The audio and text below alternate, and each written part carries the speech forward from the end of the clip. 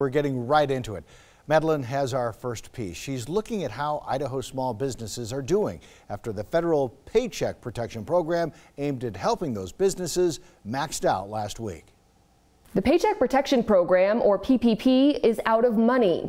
And while some Idaho small business owners already received some funding through that program, others are still waiting. And for those Idaho small business owners, time is of the essence as they struggle to keep up with their dues. A report from the U.S. Small Business Administration on PPP approvals through April 13th show that 8,846 small businesses were approved for loans in Idaho, and roughly $1.4 billion have been approved for those Idaho businesses. But there are still some Idaho businesses who have not seen a dime from this program after applying. Allison Galloway is one of those people. The self-employed drone pilot and owner of Wisp Productions says she was approved but never heard anything. These are some examples of her stunning work. And Susie Arhart is another one of those people. She says she's owned Susie's Hair and Nail Salon in Nampa for 26 years and that she applied for the Paycheck Protection Program as soon as it expanded to include self-employed people on April 10th, but says she hasn't received any funds or heard anything since. Lawmakers, however, are signaling that a new relief deal is coming soon, which will include $300 billion